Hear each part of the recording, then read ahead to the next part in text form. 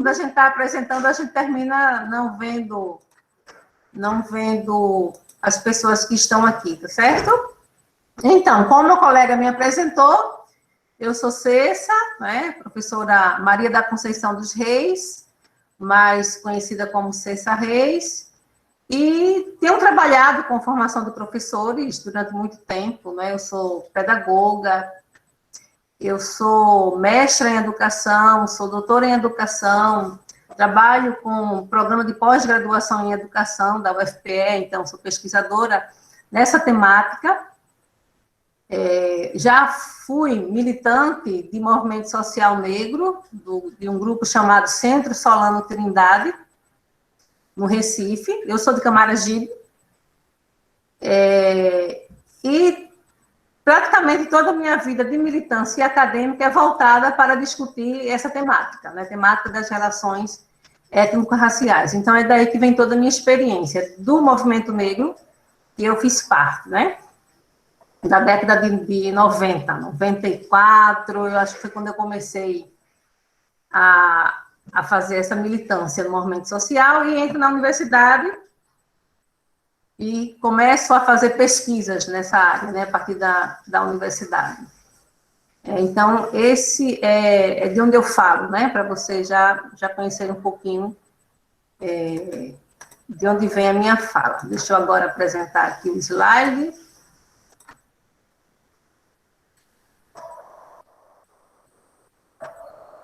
Vocês estão visualizando?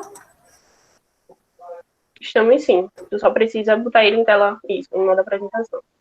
Pronto. Estamos vendo sim. Ok, então, essa é a nossa conversa, né? Relações étnico-raciais nas escolas.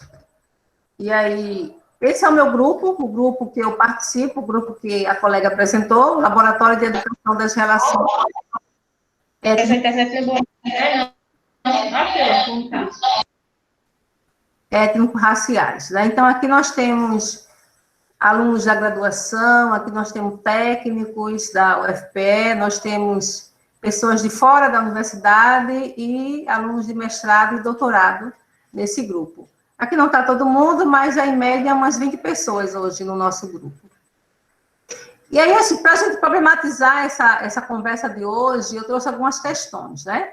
Por que a necessidade da gente trabalhar as relações étnico-raciais na escola, né? O que é educação das relações étnico-raciais, o que a gente chama de ERE, para colocar uma sigla. Como se encontra esta relação e que ações devem ser realizadas? Então, essa é a conversa que a gente vai ter aqui hoje, né? Dentro dessa conversa, a gente tem memórias, a gente tem tensões, a gente tem emoções, a gente tem afirmação, fortalecimento e autoimagens, né? Então, são palavras que elas representam muito essa educação das relações étnico-raciais, elas estão muito presentes quando a gente conversa sobre isso. Antes da gente entender o que é educação das relações étnico-raciais, a gente vai lá em Paulo Freire, ele vai dizer o que é educação, que é um processo, né? Processo contínuo, que orienta e conduz o indivíduo a novas descobertas, a fim de tornar suas próprias decisões dentro de suas capacidades. Então, vejam, educação, né, ela vai orientar as pessoas a descobrir, aí se descobrindo, aí descobrindo as realidades, né, e tomar suas próprias decisões. Então, veja a questão da educação enquanto um ato político, enquanto um ato de autonomia para o indivíduo, né, e a partir de suas capacidades, né? A gente não vai ensinar nada que o aluno não seja capaz de aprender, né? Então, por isso que diz dentro de suas capacidades, né? Aí, quando a gente pergunta, este processo de educação escolar, que a gente vai direcionar esse tipo de educação, ele tem se tornado um privilégio no Brasil? Desde quando? E as condições que são dadas para essa educação escolar, elas são iguais para todos? Desde quando?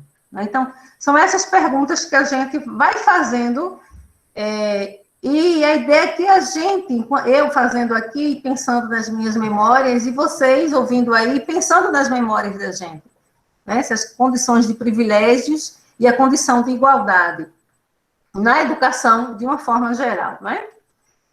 As imagens que vocês vão vendo foram fotografadas por mim pelo grupo, em momentos que a gente está estudando, está pesquisando, está fazendo intervenções. E aí, vejam, eu trouxe esse desenho da internet, e aí algumas pessoas começam a dizer assim, não, mas a gente tem que ser justo, a gente tem que dar as mesmas condições para todos. Aí tem esse exemplo, né? Para uma seleção justa, todo mundo deve fazer o mesmo exame. Por favor, subam naquela árvore. Então, jamais poderia dar uma tarefa diferente para um aluno, né? Porque todos são capazes. Então, se todos são capazes, todo mundo tem que subir ali naquela árvore. Imagina o que é para o elefante subir nessa árvore, né? Imagine para o peixinho subir nessa árvore. Como vai ser difícil, né? Essa ideia que eu trouxe aqui é para a gente desmistificar, né, a questão de que muitas vezes a gente escuta. Uma coisa que eu esqueci de dizer para vocês também é que eu comecei minha vida educacional há 30 anos atrás, né? Então, eu já sou professora há 30 anos. Eu comecei na rede estadual do Pernambuco, depois na rede municipal, né? Então, fui professora do estado, fui professora do município de Camaragibe, e depois aqui entrei na universidade. Então, já tenho experiências de coisas que eu vi acontecer quando eu era professora, iniciante, né, lá na educação infantil, e ainda hoje, né, vejo isso se repetindo, não só dentro da escola, mas também dentro da universidade. E aí a gente vê de onde é que começa essa desigualdade, né, gente? Essa desigualdade no Brasil não é de hoje, né? Ela vem desde o período colonial, quando o acesso à educação, ele não era para todos, né? Ele tinha lá as exclusões e os silenciamentos dele, né? Negro não tinha direito à escola, indígena não tinha direito à escola, né? A gente não está falando daquela educação dos jesuítas, né, para os indígenas, né? Que, se é que a gente pode chamar aqui de educação, né?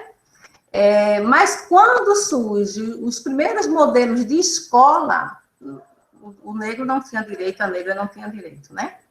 Nem os povos indígenas. E aí, tempos depois, lá em 1940, década de 40, de 50, aí a gente já tem alguns dados. Quem eram os analfabetos do Brasil? As pessoas negras eram a maior parte dos analfabetos. Aí, vamos lá, vamos para a década de 80. A gente já avançou um bocado, já saiu do período colonial faz tempo.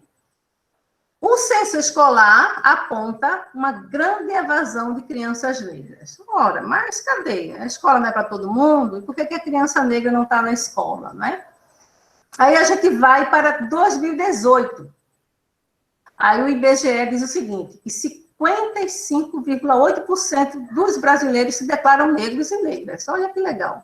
A maioria da população, né? A gente escuta muito isso, a maioria da população é negra. E o que é negro para o IBGE? Negros são os pretos e os pardos, né? Porque, considerando a realidade social desses pretos e desses pardos, né? As políticas educacionais, elas começam a ser direcionadas para pessoas negras, considerando que pretos e pardos, eles vivem socialmente, as condições sociais deles são parecidas. Por isso que o IBGE enquadrou pretos e pardos e chamou de negros. A taxa de analfabetismo desses pretos e pardos, olha como é alta. Se a gente for pensar de os adolescentes de 15 anos ou mais, né? A taxa de analfabetismo para os brancos é 3,9. Para os pretos e pardos, 9,1. Veja, né? Onde é que está, quem são os nossos analfabetos, né?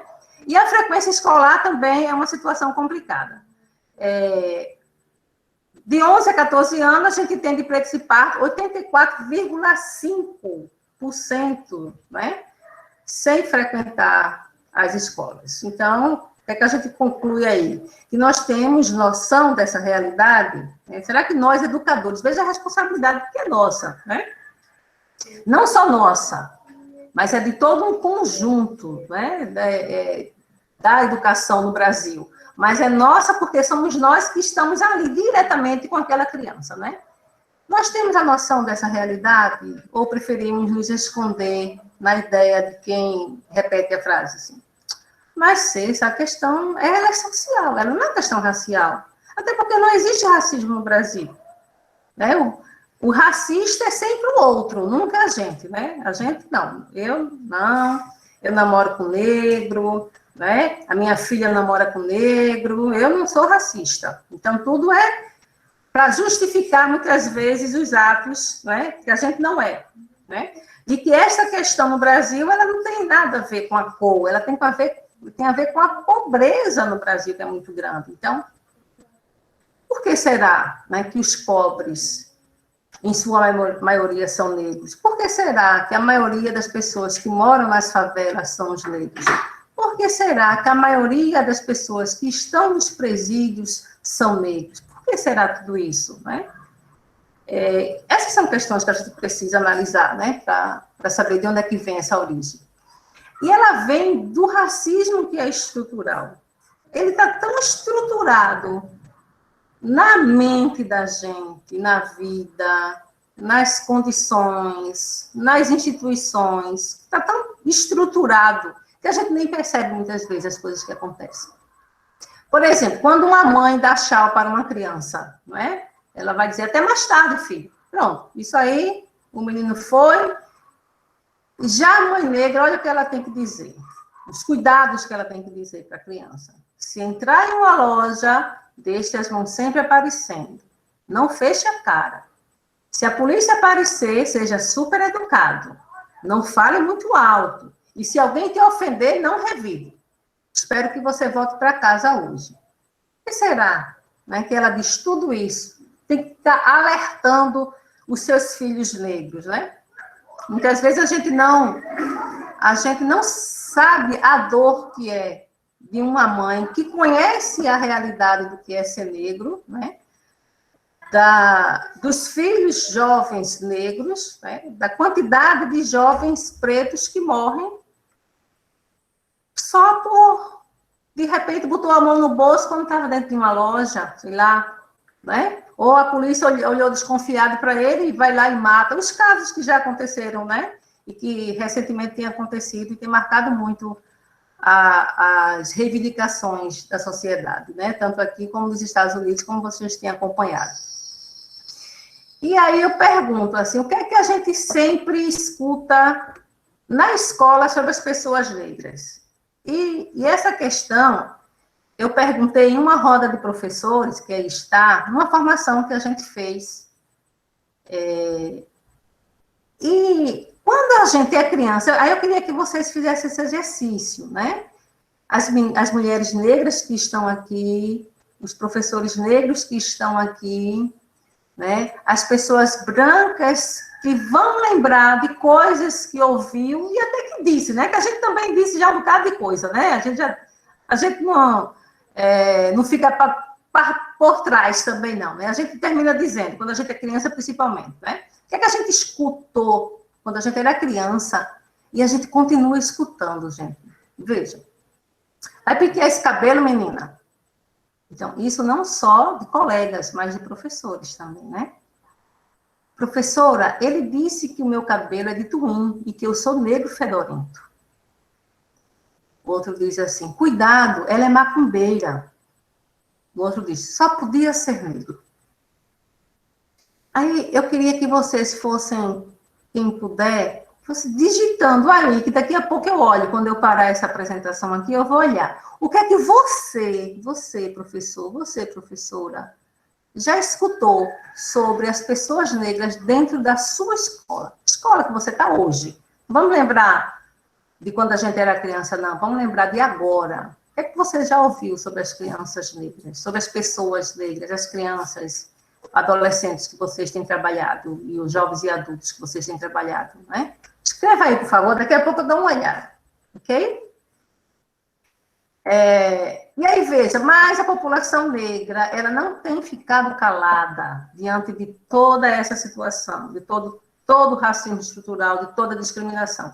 Ela tem feito movimentação, como a gente tem visto hoje, tanto nos Estados Unidos como aqui também no Brasil. A gente diz que o brasileiro não é igual ao americano, mas cada um tem a sua realidade, né? Veja, em 1931, a gente teve um movimento muito bonito que se chamou a Frente Negra Brasileira, é que ela começa a denunciar as práticas de discriminação e começa a reivindicar a educação, porque quando a população negra começa a perceber que a escola é um caminho, é um espaço onde as condições sociais da gente podem melhorar, então as pessoas negras começam a dizer, peraí, eu também quero melhorar. Eu também quero melhorar de vida, né? Por que não?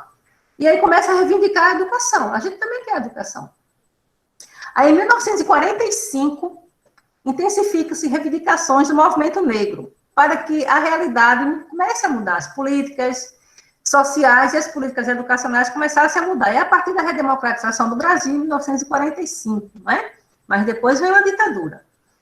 Lá em 1990, o Fórum de Entidades Negras daqui de Pernambuco, ele propõe a repensar o currículo, mas não foi só o fórum daqui de Pernambuco, não.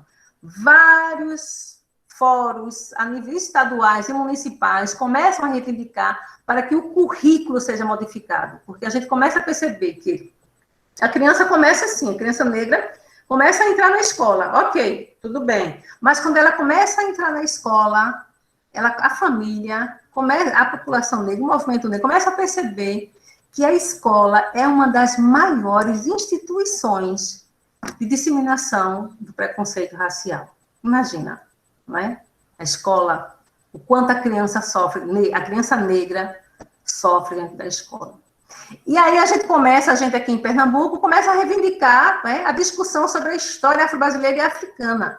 Porque a gente começa, eu digo a gente começa porque eu fazia parte desse movimento também, né, nesse período, a gente começa a dizer o seguinte, ó, as pessoas precisam conhecer a sua história e a história do outro. Por que a gente só conhece a história do branco, da pessoa branca, e não conhece a história da população negra, da população indígena? Por que não? Então, outras histórias precisam ser contadas. E aí, o movimento negro de todo o Brasil se junta, em 1995, faz uma marcha em Brasília. Né? Tinha mais de 30 mil participantes, gente. Uma coisa linda. 1995, isso. É a Marcha Zumbi dos Palmares contra o racismo, pela cidadania e a vida. Durante esse evento, o movimento negro entregou um documento ao atual presidente, que era Fernando Henrique. Entregou um documento, olha, esse aqui que a gente tem, uma carta de reivindicações, né? Em 1996, foi quando a LDB, né, foi aprovada, a LDB atual foi aprovada, e ela traz lá um artigo, né, falando da questão, né, de direitos iguais para todos, como também a Constituição já abordava isso. E aí o governo federal, pela primeira vez no Brasil, gente, primeira vez que oficialmente um governo diz, realmente, existe racismo no país, né? Então, ele publica um Programa Nacional de Direitos Humanos, reconhecendo a existência de desigualdades raciais no Brasil e do racismo. É a primeira vez que ele assume, o governo federal assume que existe racismo no Brasil. E, a partir daí, as coisas começam a avançar. É preciso a gente saber o que acontece, ter a certeza do que acontece e assumir o que acontece. Não ficar dizendo, na minha escola não existe racismo, na minha escola não tem disso não, né? Será que realmente não tem? Ou a gente não está tendo um olhar sensível para as coisas que acontecem, né? Então, no Brasil, foi assim. A partir daí, vários avanços legislativos começam a acontecer. Na partir daí, não, né? Muito antes. Mas a gente começa a trazer aqui, e a gente quer destacar em 2003. Em 2003, a gente tem a Lei 10.639, que ela vai responder às antigas reivindicações do movimento negro. A gente diz que essa lei é um marco histórico, por isso que a gente fala muito dela, a gente pesquisa muito sobre ela, porque é a primeira vez, né, que entra dentro da instituição Brasil, porque antes a gente já tinha isso, em Porto Alegre já existia uma lei municipal, na Bahia já existia uma lei municipal, né, e outros estados que agora não me lembro, mas que já existia lei sobre isso, para mexer no currículo, porque era preciso mexer nesse currículo. E aí o Brasil é 2003, então a gente considera essa lei como um marco na legislação para a discriminação, para acabar com a discriminação. Acabar não, né, gente? Porque é difícil acabar, né? Para promover a igualdade racial. Então, daí, a partir dessa lei, várias coisas foram acontecendo, e eu queria marcar as diretrizes, em 2004. Em 2004, uma grande escritora, Petronila Beatriz, e escritora, pesquisadora dessa temática, ela estava no Conselho Nacional de Educação e ela faz o parecer das diretrizes curriculares para o ensino de História e Cultura Afro-Brasileira e Africana. Quem não leu ainda esse documento, eu sugiro que leia, porque ele orienta bem a gente de como é que a gente deve trabalhar essa temática. E aí várias outras. Em 2008, a gente tem a obrigatoriedade do estudo da história e cultura afro-brasileira indígena. Então, veja, não bastava só a questão do negro, a questão indígena também precisa ser estudada. A história dos indígenas também precisa ser estudada. Então, a gente tem a Lei 11.645, que foi aprovada em 2008, né? Que, na verdade, se chama de lei complementar. É a lei que ela vai alterar o artigo 26 da LDB, né? Vai complementar. E a gente tem também, dentro da universidade, as leis de cotas, né? As cotas raciais para negros dentro da universidade, que é uma polêmica, sempre foi uma polêmica e continua sendo uma polêmica, né? Mas que o Ministério, que o Supremo já disse que é constitucional, né? Que é legal.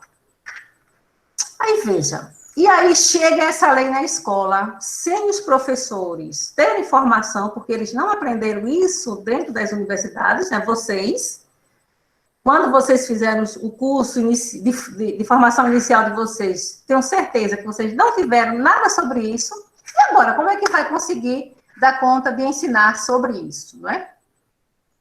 E aí muitos professores começam a rejeitar, né? Aí alguém vai e diz assim, essas são falas reais, viu, gente? O professor já ensina muita coisa. Para que ensinar essas coisas de negro? Aí o outro vem e diz, mais um trabalho. Não sei para que isso. Só aumenta o racismo. Há quem diga que quanto mais a gente trabalha, mais isso vai ficando aparecendo e mais racismo vai aparecendo. E outros vão dizer, porque consciência negra? Temos que trabalhar a consciência humana. Como se a gente trabalhasse a questão humana, a gente resolveria tudo isso. Bom, mas por que será que não resolveram ainda, né? A gente já está em 2020, depois de Cristo, e ainda teve o antes de Cristo, né? Mês 2020, e a gente não vê isso acontecer. A gente vê a maioria negra brasileira sendo presa, sendo morta, né? Pela polícia, principalmente, porque deveria defender. Moradores de favela, não que moradores de favela sejam ruins, mas ninguém, claro que todo mundo preferia não morar na favela, né? Então, as piores condições sociais e educacionais da população negra, não é? A consciência humana parece que não atingiu essa ideia. Então, precisamos sim trabalhar a consciência negra, não é? E aí, por que é importante trabalhar? Porque, veja, a gente deve partir da equidade, não só da igualdade. Quando a gente trabalha por questão de igualdade, a gente vai dar o mesmo tamanhozinho dos tamboretes, como a gente diz no Nordeste, né? Para que as pessoas possam assistir um jogo lá do outro lado. Imagina o que é para um menino com deficiência, né? Que ele não consegue nem sair daquela cadeira. Se der as mesmas condições para ele não vai conseguir ver. Então, a gente precisa de equidade. A gente precisa tratar as diferenças para poder trabalhar essa igualdade. Então, tudo bem. O igual é todo mundo enxergar, todo mundo conseguir ver a realidade, né? Mas, para isso, elas precisam ter atendimentos diferenciados, precisam sim. A gente precisa desse tratamento diferenciado para as pessoas que são diferentes, né? E aí a gente vê esse racismo institucional dentro das nossas escolas, gente. Por quê? Porque ela não consegue contemplar essa diversidade que é o Brasil, né? A multiculturalidade pluriétnica da população brasileira não consegue enxergar isso, né? A vida, a história e a cultura da população negra e indígena ainda é silenciada nas escolas. Pesquisas e mais pesquisas já foram feitas sobre a implementação dessa lei, 10.639, nas escolas, e as pesquisas vão dizendo o quê? Melhorou? Melhorou, um pouquinho, mas ainda não está o suficiente. Essa questão ainda é silenciada. E aí a gente vai dizer o seguinte, a gente precisa de uma educação antirracista. O que a gente diz? Não, eu não sou racista. Mas você é antirracista? Já ouviram essa pergunta? Né? A gente precisa ser antirracista. O que é uma educação antirracista? Ela refere-se a uma vasta variedade de estratégias organizacionais, curriculares e pedagógicas, com o objetivo de promover a igualdade racial e eliminar formas de discriminação e opressão. Então, quando a gente se propõe a ter uma educação, uma prática pedagógica antirracista, a gente avança e faz avançar. A gente avança na nossa turma, com os nossos alunos, e faz avançar os índices educacionais e a sociedade, né, as condições sociais da população negra. Então, o que é educação das relações étnico-raciais? Porque a gente fica pensando, e não é isso, tá, gente? Educação das relações étnico-raciais não é educação para negro, não é. Não é falar de negro só, não é isso. O que é? Veja. A educação das relações étnico-raciais é aquela que promove aprendizagens para o convívio entre pessoas de diversas etnias ou raças, de forma justa, respeitosa, igualitária e democrática, a partir da socialização de suas histórias e culturas e da reflexão sobre a realidade social desigual em que se encontram as pessoas negras, brancas e indígenas no Brasil. Brasil com letra maiúscula, viu? Uma educação que se configura antirracista e desperta a construção de identidades e subjetividades coletivas. Então, veja, resumindo isso aqui, a educação das relações étnico-raciais é para a gente promover as relações igualitárias, as relações, né, respeitosas, justas, é para isso. Então, a pessoa branca precisa saber quem é ela, em que realidade ela vive. Precisa saber também quem é o negro e em que realidade ele vive para poder refletir sobre isso. Porque se a pessoa branca, ela não conhece a história da população negra, como é que ela vai valorizar essa pessoa negra? Não, ela vai chamar de macaco, ela vai chamar de feio, ela vai chamar de cabelo pichain, ela vai chamar de tudo que não presta.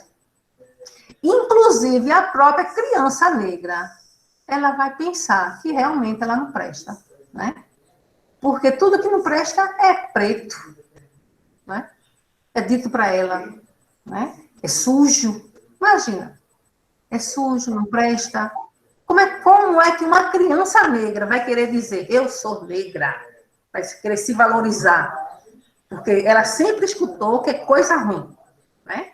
Então, muitas vezes, ela não quer ser essa pessoa negra, porque ela não se conhece. Então, cabe a gente ensinar essas crianças. Licença, Cessa, rapidinho. Oi. Alguém colocou para apresentar sem querer, e aí tua apresentação saiu da tela. Aí só tá aparecendo tu falando. Eu acho que tu vai ter que parar de apresentar e apresentar novamente. Obrigada.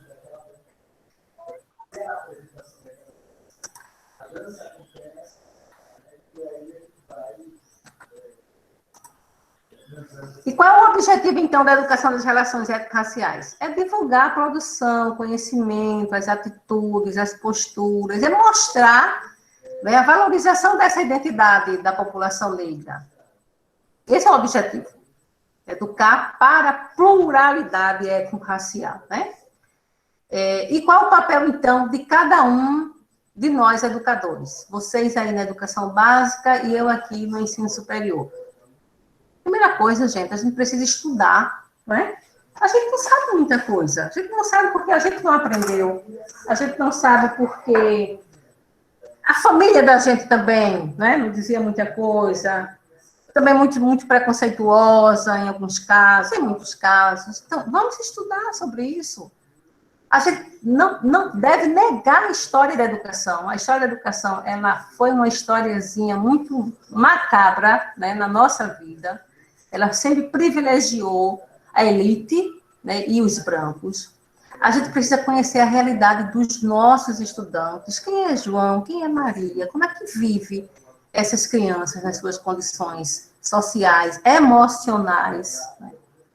ter a sensibilidade para perceber as relações, porque às vezes a gente, não, mas isso não acontece não, professora, não acontece. E as coisas acontecendo ali, ó, por trás da gente. Porque a gente não percebe. A gente que tem um olhar direcionado para essa questão, quando a gente vai numa festa, a primeira coisa que a gente olha é assim, bom, a maioria branca. Quando a gente faz uma festa mais popular, a maioria negra. A gente vai num restaurante mais chique, maioria branca, né? Então, a gente começa a perceber essas realidades, né? Então, a gente precisa ter essa sensibilidade de olhar, ter um olhar acurado para isso. A capacidade de direcionar positivamente as relações. A gente vai perceber que aquele negócio ali, não está, aquela relação ali entre aquelas crianças, aqueles meninos, aqueles estudantes, não foi uma relação legal. E a gente precisa corrigir essas posturas, atitudes, palavras preconceituosas.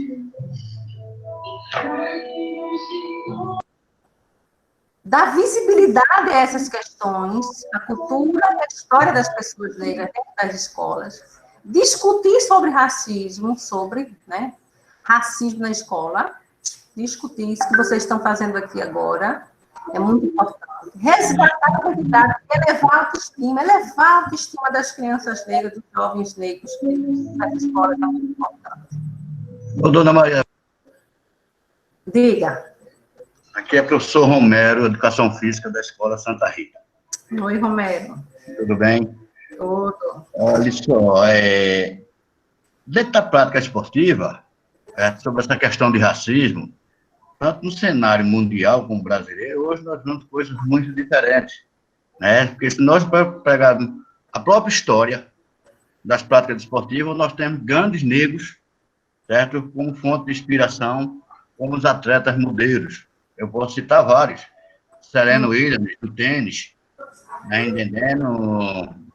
Bolt, do atletismo, né? O jamaicano, né? Pelé, né? Eu for pro boxe, tem o Holyfield, tem Mike Tyson, tem o Rad Mandali, aqui no Brasil tem o Popó, né? Então, eu acho que dentro de uma prática esportiva se iguala muito essa questão racial, certo? Até mesmo porque é uma proposta, certo, de desenvolvimento das habilidades. Lógico, sempre uma proposta de inclusão para todos, certo? Agora, a partir do momento que se parte com o princípio de um esporte competitivo, lógico que sempre vai ser um processo seletivo. Está entendendo? Então, dentro do esporte, essa questão racial vem sendo quebrada há muito tempo. Né? Hoje nós temos na Fórmula 1, quem for assistir agora os grandes prêmios vai ver os carros da Mercedes, todos de cor preta agora. Né? Em combate ao racismo, em consequência disso que aconteceu agora há pouco nos Estados Unidos.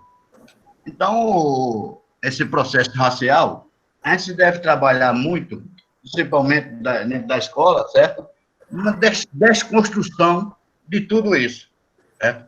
Onde a gente possa valorizar as potencialidades dos cognitivos de cada aluno, certo? Observando sua individualidade e observando o coletivo. Certo?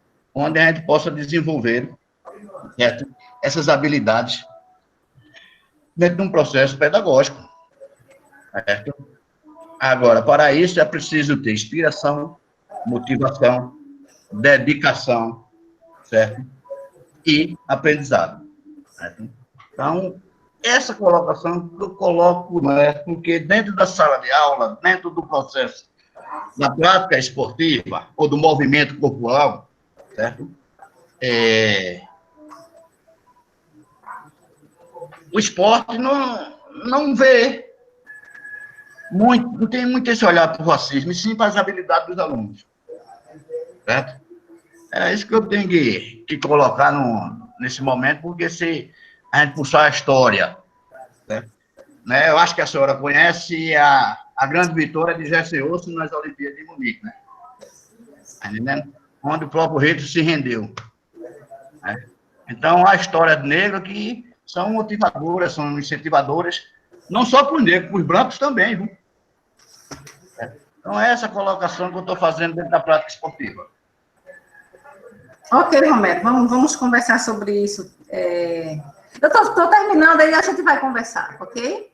Veja, uma das coisas que uma das escolas de vocês fizeram recentemente, né, e publicaram isso, né, as meninas recitando esse poema, Me Gritaram Negra. Para essas meninas, é muito importante isso, né? Conhecer a sua história, conhecer a sua realidade, né? Perceber como a poesia ela ajuda a gente também nesse pertencimento étnico-racial, né? Então, eu até parabenizo as professoras que promoveram essa ação, né? São essas coisas que devem acontecer, sempre acontecer dentro das escolas, né? Que poesia a gente está levando para as nossas crianças, para os nossos jovens, para os nossos adolescentes, né?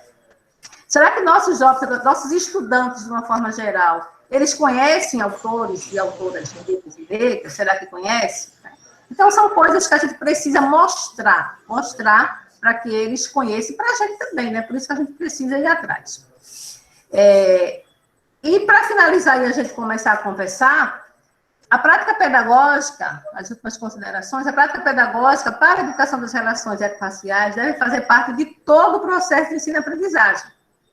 Então, é isso que eu queria chamar a atenção. É sempre, não é só quando o menino chama o outro de macaco, não é só no dia 20 de novembro, nem no dia 13 de maio que a gente deve trabalhar a temática étnico-racial. É sempre, ela deve fazer parte da nossa prática. O material que a gente utiliza, né, um material que seja inclusivo, que fale de todas as dificuldades, de todas as relações, de todas as diferenças, né? Para que a gente, quando tiver uma situação conflituosa, a gente tenha mais condições até de intervir nessas realidades, né? E aqui são algumas das referências que eu utilizei para a gente ir para nossa conversa, né? Então, aqui foram só as primeiras ideias sobre o que é essa educação das relações étnico-raciais, né? Quando o Romero traz para a gente esse exemplo de como é a questão racial no esporte, né? Eu fico imaginando, sabe, Romero, o que tanto esses negros passaram dentro das suas realidades, né? Por exemplo, recentemente, um jogador, ele, né, saiu do jogo, porque jogaram o quê? Jogaram banana no campo. Né? Imagina, jogaram banana. Claro, a gente tem muitos negros dentro dos esportes que se saíram muito bem. Saíram muito bem em suas performances. Mas eu fico imaginando, não só para os negros de esporte, mas para todos os negros. Mas isso é uma condição social. Isso não é uma condição esportiva. Mas você está chamando a atenção que no esporte a gente não tem racismo? Não, muito pelo contrário, tem racismo, certo? Mas isso é uma condição social e cultural de uma população. Não se parte com uma agressão dessa. Entendeu? Não, veja. Eu estou lhe entendendo. Que o racismo ele é estrutural, né, Romero? É isso que a gente diz. Justamente, está enraizado. Isso, está enraizado. E muitas vezes, e é por isso que a gente precisa desraizar esse racismo, né? Para que... Desconstruir esse racismo. Isso, desconstruir, né, esse racismo, isso. Então, assim, aí, por exemplo, nas práticas pedagógicas da educação física, já que o Romero começou a falar, né? Como é que a gente... O que é que a gente tem percebido, Romero? O que é que você tem escutado entre os seus estudantes? Alguém escreveu aqui, gente? Eu vou olhar agora, enquanto, né, eu posso olhar todo mundo e fazer as leituras. Eu gostaria que Romero pudesse até, já que Romero começou, pode ser, Romero?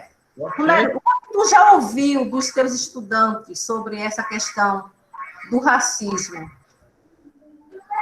Eu ouvi falar muita coisa do racismo, eu posso até citar uma questão de Daiane dos Santos, né?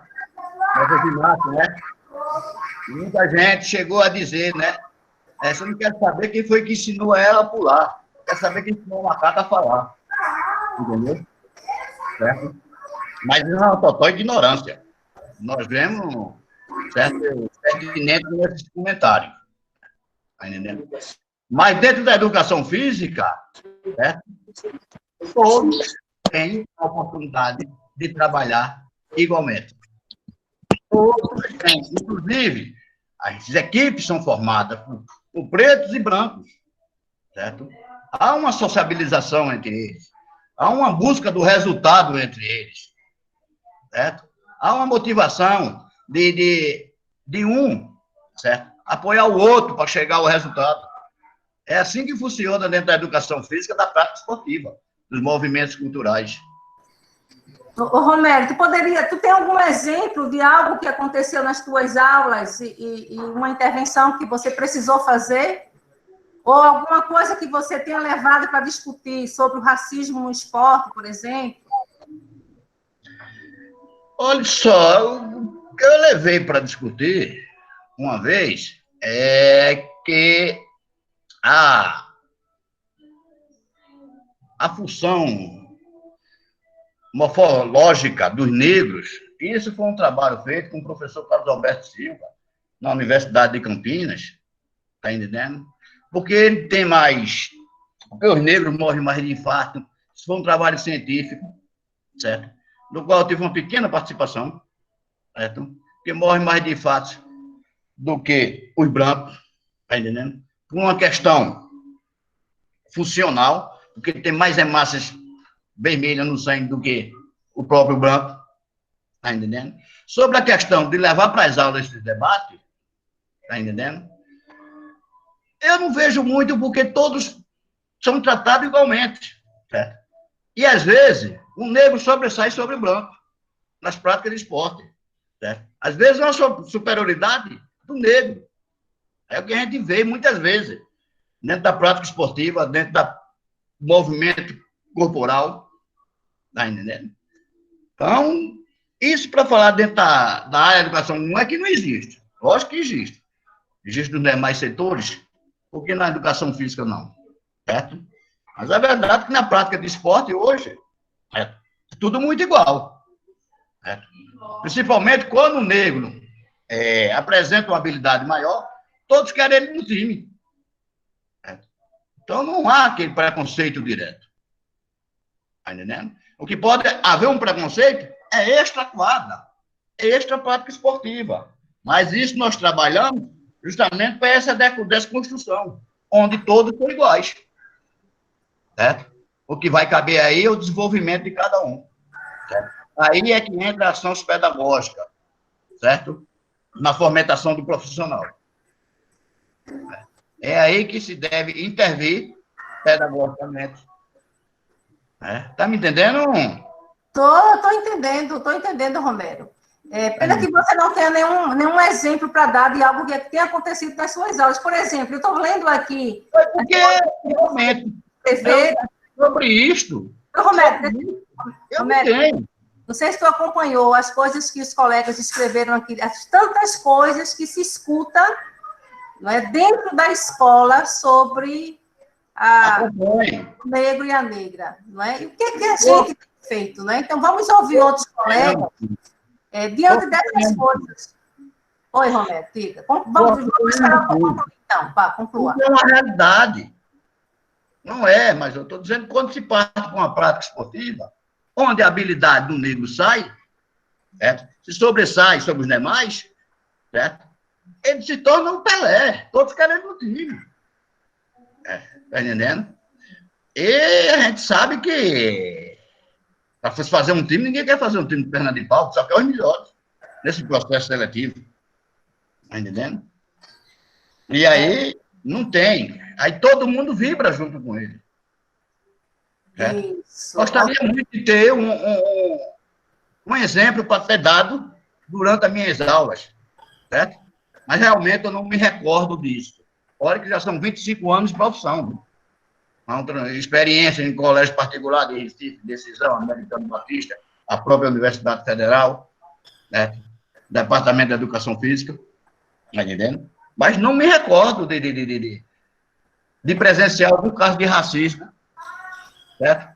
Me recordo, sim, de presenciar algumas coisas de inclusão social por parte de deficientes. Ok, talvez outros colegas da própria escola possam ter esse olhar diferenciado. Vamos ouvir, Roberto. Vamos ouvir. Não, deixa a Felipe falar, depois eu falo, posterior a Felipe. Ok. Boa tarde a todos os colegas, boa tarde à professora Cessa. Eu espero que todo mundo esteja me ouvindo. Sim? Está todo mundo conseguindo me ouvir? Sim. A gente tá... Dá para ouvir. Primeiro eu queria agradecer, eu particularmente como professor de História, eu queria agradecer a iniciativa da Secretaria de Educação de Glória do Goitá por proporcionar um ambiente de debate como esse, que é tão importante para a nossa sociedade. Assim, essa iniciativa ela é uma coisa que a gente pode classificar como maravilhosa, principalmente no momento que nós estamos vivendo. Porque, como a professora bem pontuou na sua fala, o racismo ele é uma coisa estrutural dentro da nossa sociedade. E ele está presente de maneira muito clara. Não vou nem dizer um racismo velado. É um racismo explícito, escancarado dentro de nossas escolas, partindo de professores, partindo de alunos. É uma coisa que a gente precisa lutar contra, mas com muita força. Eu queria trazer um exemplo, assim, eu sou professor de História, mas estou dando aula de Geografia na Escola Santa Rita. E no início do mês de junho, final de maio, início de junho, eu comecei a trabalhar nas turmas, todas as minhas turmas, do EJA, do 7º ano, do 8º ano e dos 9º anos, essa questão do racismo, do preconceito racial. Só que a minha preocupação é, eu, professor branco, de certa forma, sendo privilegiado, puxando um debate do qual eu não tenho local de fala. Então, a minha iniciativa foi procurar professoras da escola na qual eu trabalho, no Santa Rita, professoras negras, que tinham local de fala e que tinham todo domínio sobre o assunto para incentivar os alunos dentro desse debate. Aí eu parti de um material do livro didático do 7º ano, inclusive, que era uma campanha que foi realizada em Brasília em 2011 com mulheres negras. Então, falar da mulher negra, da condição da mulher negra dentro da sociedade. Então, eu acho que eu não tenho competência ou local de fala, vamos dizer local de fala, para puxar esse assunto. Então, eu fui recorrer às professoras que fizeram vídeos, que contribuíram e que puxaram esse debate que resultou e está resultando na produção de vídeo pelos alunos. Os próprios alunos estão pesquisando outros materiais, estão pesquisando autores, eles estão buscando mais informação, mais outros materiais para poder construir o trabalho deles. Eu acho que isso é muito importante a gente ter em mente dentro dessa discussão. E uma outra coisa que eu queria pontuar aqui, que está relacionado, é sobre a Lei Afonso Arinos, que é uma lei de 51. Acho que é a primeira, eu acredito que seja a primeira lei que vai qualificar o racismo como uma contravenção. Ela é abolida em 89, porque o racismo deixa de ser uma contravenção e passa a ser crime, né? Eu acho que gente retomar esse tipo de memória é importante. Para a gente, por exemplo, questionar. Por exemplo, Afonso Arinos era um branco que, anos anteriores, ele escreveu um livro que é um completo absurdo. E ele muda de ideia depois dos horrores da Segunda Guerra. Sim. São coisas que a gente precisa discutir para a gente entender como esse racismo estrutural ele afeta a sociedade. Para a gente não cair no engano de, por exemplo, dentro da microesfera, eu vou usar essa palavra assim, dentro do microambiente, por exemplo, o esporte, a gente pensa, o problema do racismo está solucionado porque a gente tem um Pelé da vida ou tem uma Daiane dos Santos. Quando, na verdade, não é isso. Na minha concepção. É importante, essas figuras são importantes, muito importantes, inclusive. Só que o negro, tem até um seriado de televisão americano, que é Todo Mundo Odeia o Chris, que em um dos episódios, ele é o único negro na escola. Em um dos episódios, ele joga uma bolinha de papel no lixo, e aí o professor de educação física olha para ele e diz assim, poxa, é um George não sei o que, um astro do basquete. Só porque ele era negro. E como se ele só servisse para isso, para o esporte. Então, assim, são coisas e coisas, situações e situações que a gente não pode confundir. Porque, às vezes, a gente tem, por exemplo, um Pelé e o rei do futebol e tal, mas no nosso dia a dia, nas nossas escolas, nos nossos ambientes, na igreja, o racismo ele continua.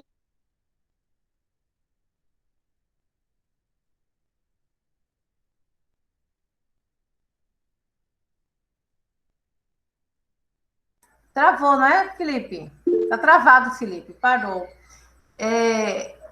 Então, assim, o que Felipe chama a atenção da gente, uma das expressões que ele usou, que eu gostaria de pontuar, é o lugar de fala, não é? Muito bem pontuado por ele. Veja, ele, por ser branco, ele achava que ele não tinha condições de falar por uma pessoa negra, por um professor negro, por uma professora negra, e vai pedir ajuda. Né? Então, veja, claro que, nesse caso, ele está falando enquanto lugar de fala, daquilo que ele não conhece, mas, né, por isso que foi pedir apoio para uma pessoa que seja negra. Mas, enquanto professor, não é, Felipe? Essa é uma prática pedagógica antirracista, porque ele sabe que ele precisa intervir em alguma coisa e ele vai pedir apoio. Né? Só por si já é uma prática antirracista, não é? Quem era o outro que ia falar? Boa tarde, Cessa. Adriano? Oi, Cessa, boa tarde. Boa tarde. Boa tarde, Cessa, boa tarde, colegas professores, boa tarde.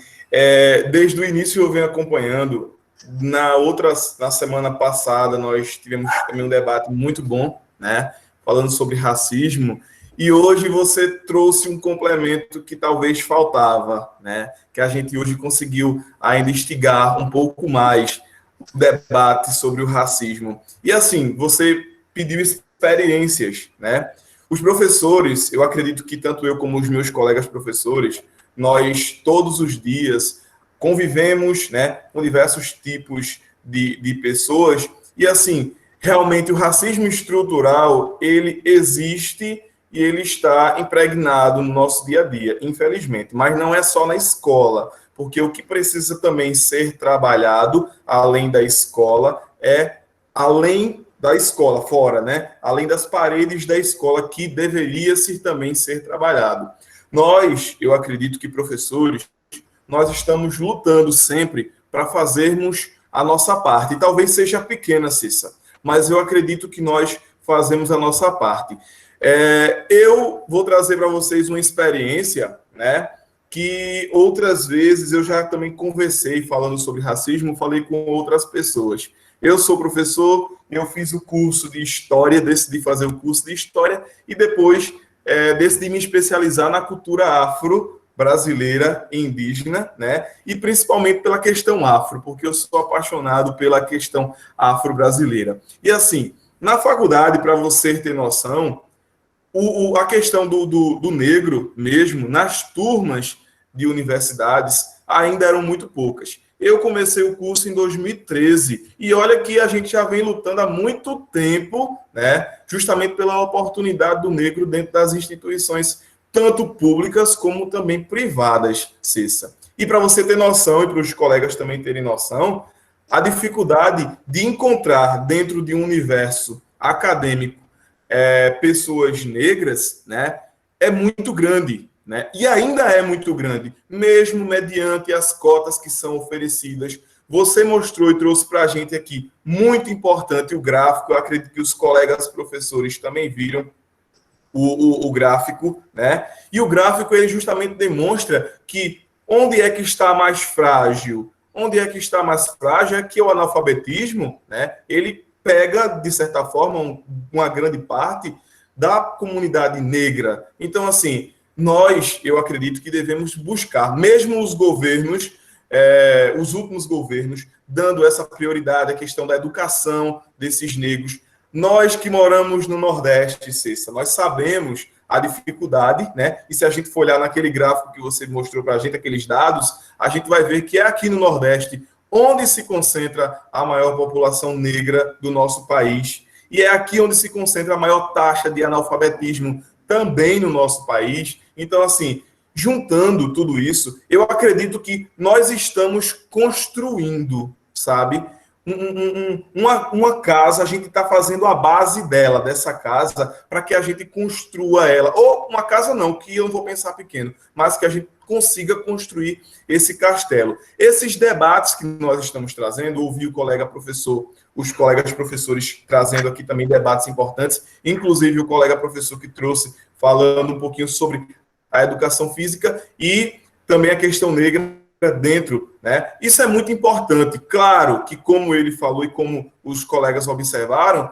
a questão racial, de racismo, né, o preconceito que muitas vezes está impregnado no coração, no ser humano, na pessoa, sabe? Ele não tem acabado, mas com o passar do tempo a gente vai fomentando as pessoas, fazer com que as pessoas conheçam de fato a luta negra e saber que os negros eles fazem parte desse contexto. Eu tive uma aluna, Cessa e caros colegas, que ela sofreu racismo na escola por conta da questão do cabelo. Ela era negra e tinha... Eu falei aqui na outra reunião, não sei se todos os colegas estavam aqui.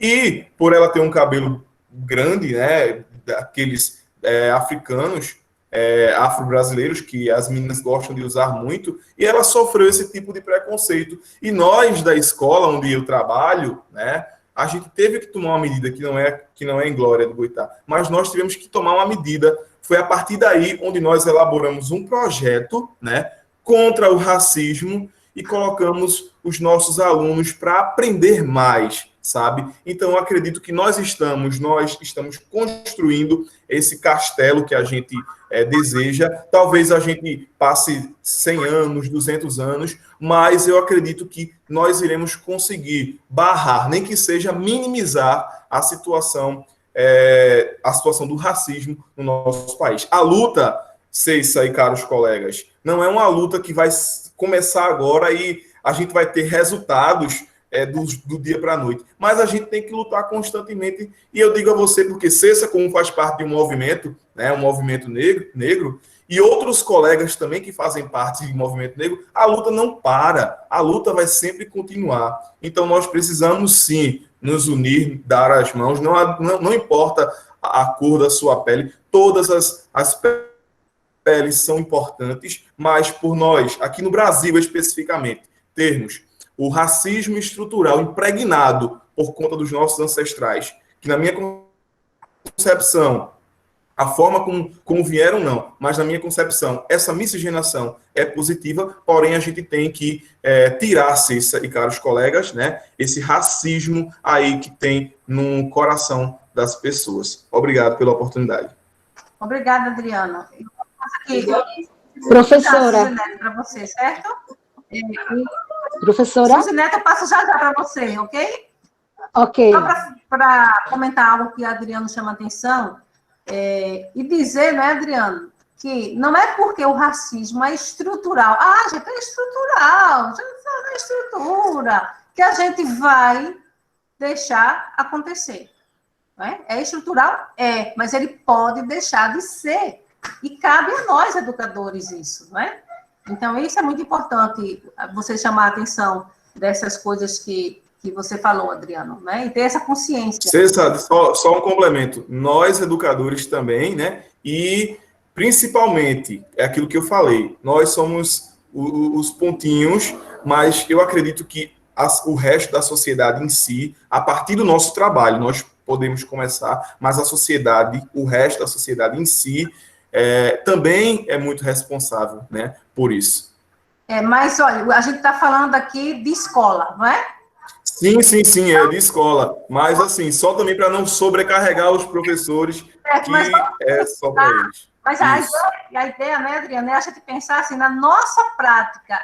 Sim, sem dúvida nenhuma. Mas também não sobrecarregar, correto. A professora Marinalva, a professora Jéssica, como é que eu tenho enxergado isso na minha escola e que práticas antirracistas eu posso estar praticando? Porque, olha, a sociedade é injusta, o racismo é estrutural, é institucional. E eu? O que eu estou fazendo para os meus alunos, 30, 40, 50, quantos que vocês têm, né? Lá. É como eu disse também na minha fala, olha, não, a culpa não é nossa, mas a gente está ali tendo que resolver algo, né, Suzinete? Diga aí, meu bem. Professora, eu fui sua aluna durante a minha graduação e eu ensino na zona rural, em Glória do Goitá. Minha turma é multisseriada e eu ensino de 1º a 3º ano, dos anos iniciais. E durante a minha experiência lá, eu vivenciei 2 fatos, né, bastante assim, marcantes com meus alunos. Eu tinha 2 irmãos que estudavam na mesma série e eles, os pais se separaram. E a mãe é negra e o pai tinha a pele mais clara. E ele ficou com a família, desde pequenininho, eles ficaram com a família do pai. E passou toda o crescimento dele, né, até a idade que ele estudava comigo, escutando da própria família que a mãe era uma negra safada, por ter deixado o pai, por ter deixado eles com a família. E essa criança, eu tinha outras crianças negras na minha sala, e tinha uma em especial que ele não queria sentar de forma alguma ao lado dessa criança. Ou quando tinha qualquer atividade em grupo, roda de conversa, ele não aceitava de jeito nenhum. E aí eu comecei a perguntar a ele por que era que ele não queria, né? Eu sempre chamava assim, em momentos separados, por que é que você não quer? O que é que ela fez com você? Ela disse alguma coisa com você? E ele simplesmente disse que não queria sentar junto dela porque ela era preta. Porque não queria manchar a pele dele com a pele da colega. Então, isso ele fazia, essas ações, várias vezes na sala com essa criança. E ela se sentia, né, machucada.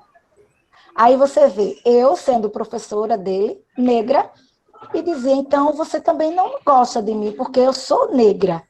Minha pele é preta. E todo dia você me abraça, todo dia a gente tem... E veja, sai alguma coisa para a sua pele? Não. Então, a mesma forma com a sua colega. Se você sentar junto dela, a cor da pele dela não vai manchar a sua de forma alguma. De forma alguma. Então, você trazer essa temática para dentro da sala de aula, você fazer com que esta criança, né, aceite, tenha essa aceitação, já vindo da família, né, esses comentários, quando a gente estava colocando aqui, os comentários, então, são vários, e eu tinha outro aluno que era o avô, E aí a gente falando sobre essa questão, e aí ele não gostava da pele dele porque o avô chamava ele de suco de pneu. Então, são crianças que são marcadas, né, pelo preconceito, mas não é fora da realidade, não foi alguém de fora, é dentro da própria família. Então, muitas vezes o preconceito, a ação do racismo acontece dentro da própria família, dentro da sua realidade. E isso o aluno traz para dentro da sala de aula, isso aí, muito forte, e reage com os demais muito fortemente. E aí a gente precisa trabalhar essa questão, desmistificar isso dentro da cabecinha dessa criança, por ela escutar, só por ela escutar os dizeres que a gente colocou aqui, que a gente pontuou aqui. É dito de forma, são ditos populares, que são ditos diversas formas, diversas vezes, das diversas maneiras possíveis, e eles vão absorvendo isso e vão trazendo isso de casa para a escola e vão achando que isso é normal, porque eles escutam isso, eles passam por esta situação, né, e não é fácil tirar isso dentro da cabecinha dessas crianças e mostrar a ela que todo mundo é igual, que os direitos deveriam ser respeitados igualmente, independente da cor da pele. Né? Então, quando um negro se sobressai, um preto se sobressai dentro da sociedade, é porque ele precisa, é uma necessidade de encontrar o seu lugar, de mostrar que é preciso o seu direito ser respeitado, ser valorizado, independente da sua cor racial. Quantos de nós não fomos vítimas disso? A nossa secretária tem relatos disso. Eu já fui também, várias vezes. Eu trabalhei numa escola que uma menina não queria estudar comigo porque eu era negra, e a mãe tirou. Ou era ela, ou era eu na escola. Né? Então, assim, são situações diversas que a gente vê. Então, quando um consegue sobressair, nadar contra a maré, né, diante de todas essas situações. Não é fácil e a gente precisa, sim, trazer essa temática para dentro da sala de aula. Precisa, sim, trabalhar os valores de cada pessoa. Precisa, sim, respeitar o outro pelo cabelo crespo. Precisa, sim, respeitar o outro por qualquer outra diferença. Então, é preciso a gente continuar lutando, porque é uma luta diária. É uma luta diária.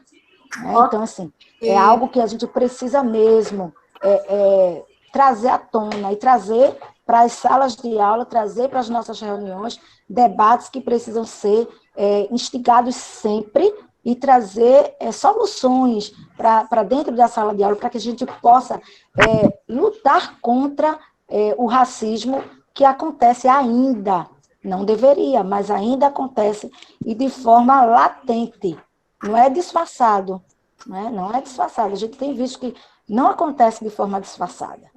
Tá? Então, assim, alguns projetos a gente tem participado, eu participei ultimamente do Criança é Vida, e assim, foi um projeto que nos ajudou bastante a trazer a valorização da criança, né, do outro, valorizar e respeitar o outro, né, pelas suas diferenças e pelas suas desigualdades.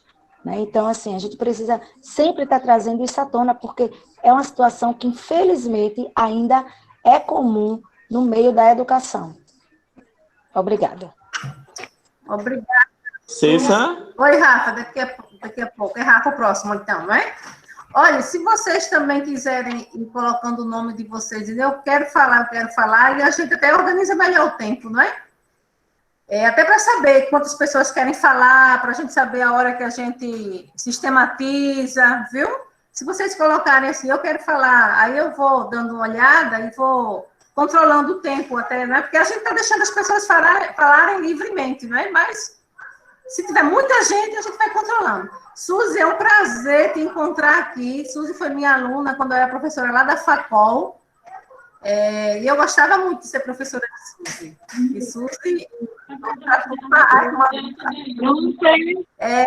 Roberta também de Glória, participei fui aluna sua também, guardo uma enorme saudade. Pra- Era aquela turma feliz. Muito bom encontrá-las. Prazer, professora. Prazer imenso É reencontrá-la. verdade. E a gente guarda o senhor no coração. Não esqueça Obrigada. da receita do bolo.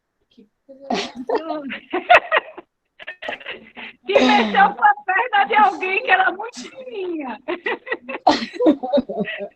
Eita, pô, para lembrar das coisas, né? Mas vamos lá. Rafa, né, Rafa? Você agora? Sim, sim. Oi, professora Cessa. Foi um prazer. Oi, Rafa. Eu acho que está sendo muito gratificante poder pensar em essa formação em rede. E aí, quando a gente discutia enquanto secretaria que não foi proposto à senhora, a gente ficou encantado, porque aí vamos estudar currículo, vamos entender todo um contexto de quem seria a mediadora, a facilitadora do debate, e a gente vê uma qualidade enorme na sua fala, no seu debate, de alguém que viveu tudo isso. Então, isso é muito bacana. Não é aquele discurso de eu li, é o discurso de quem viveu. Então, isso qualifica muita ação. Então, parabéns já, enquanto secretaria, né? Eu particularmente adorei, Fátima está aqui do lado também, a gente está tecendo muitos comentários, mas eu queria trazer 3 coisas, só para poder a gente fazer. Eu acho que a postura que a gente tem que ter hoje, diante de tudo que a gente está vivendo, é que a gente precisa ir dormir e acordar disposto a qualquer tipo de atitude ou comportamento antirracista. A gente não pode dizer que não acontece, ou acontece vez ou outra, ou acontece com o filho do outro, não acontece com o meu, ou acontece com o aluno da outra sala e não acontece com o meu, então é uma situação que eu não devo pensar. Eu acho que é uma postura do educador hoje, é pensar que ele tem que acordar e dormir defendendo essa qualidade de vida, essa qualidade de direito de um sujeito ser o que ele é, na sua cor, na sua pele, no seu cabelo. Então, acho que a gente precisa ter essa postura. Se o educador não trabalha essa diferença, ele tem que se perguntar qual é o papel dele enquanto educador. Eu acho que é um desafio para a gente, enquanto educador, e falar abertamente. Eu queria contar 2 situações bem rápido que eu passei em relação a isso, que a senhora estava provocando em escola, tal, e aí eu vou dizer. Outro dia eu fui apresentar um trabalho e o que é que aconteceu? Eu usei a expressão para dizer lacuna ou para dizer um espaço vago, e aí eu usei um buraco negro na escuridão. E o que é que acontece? Naquela hora eu não senti o peso da frase que eu disse. Só que quando eu desci, a professora chegou no cantinho, assim, isso faz tempo, isso faz uns 7, 8 anos atrás. A professora disse: Rafa, veja só, você sem querer, eu tenho certeza que você sem querer, você usou uma expressão racista que para você, mas para as pessoas perceberem. Então, assim, como é que a gente tem que pensar que, por mais que eu diga não ser antirracista, como é que eu avalio a minha atitude diariamente em relação a isso? Às vezes é uma frase que para a gente ela não tem sentido nenhum, mas assim, pensar em dizer, ou pensar numa frase, ou pensar em uma atitude que venha provocar esse questionamento, eu acho que é muito interessante. E aí a outra situação eu queria dizer que é assim, eu tive uma experiência bem bacana de visitar escolas quilombolas e indígenas. E eu escutava em todas as escolas que eles não se sentiam índios, eles não se sentiam negros, eles não se sentiam quilombolas.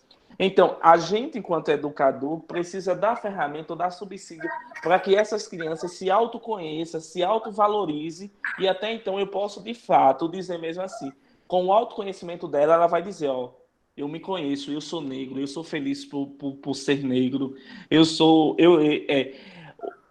como eu posso dizer, eu vou usar a palavra soberania, mas assim, eu sou negro em si, a minha integralidade me permite que eu bata no peito e diga que eu sou negro, então a gente precisa cada vez mais trabalhar essa percepção de levar o autoconhecimento a essas crianças. Então, assim, é só isso, está sendo muito bacana, eu acho que é muito bom. Tipo, a gente chegou a 205, 206, então tem um espaço, um canal de debate, onde a gente possa estar discutindo, em pleno século XXI, diante de tanta atitude que a gente está vendo racista.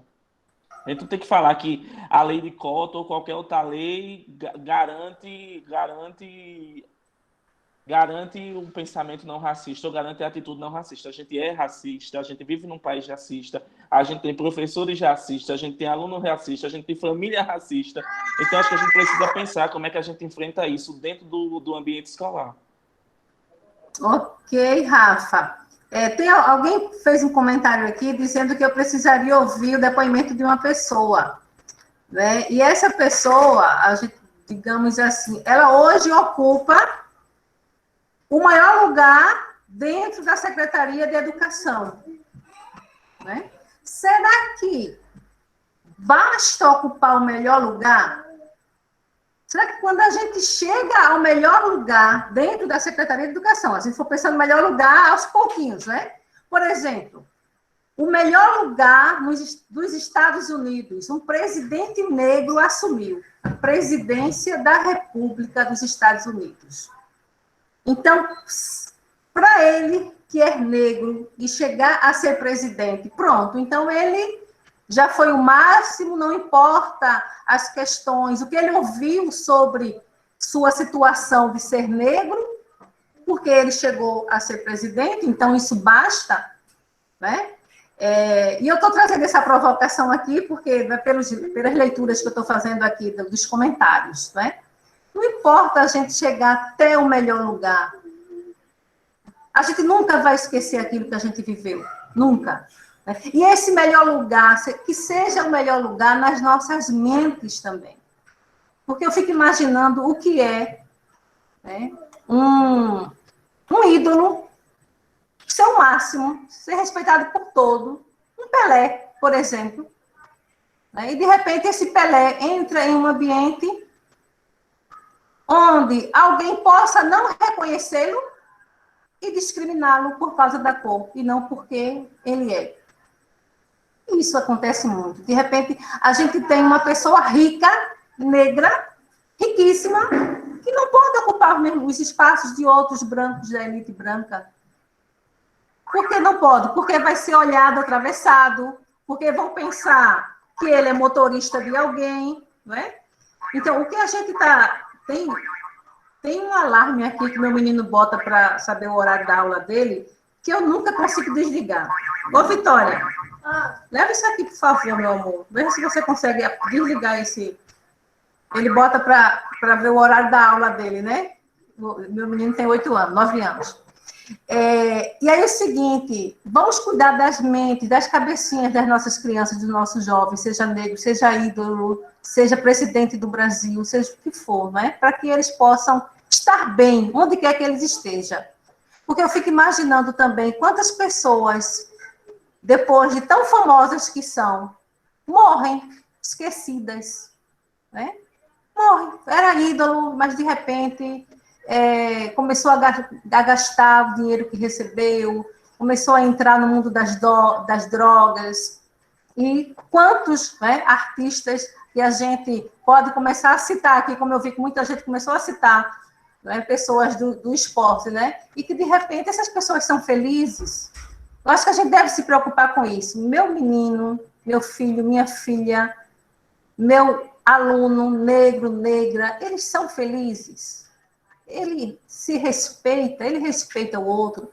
Pensar na felicidade é muito importante. Pensar na felicidade dos nossos ídolos, dos nossos reis, das nossas rainhas, dos nossos pobres, né, favelados. Pensar na felicidade, onde quer que ele esteja.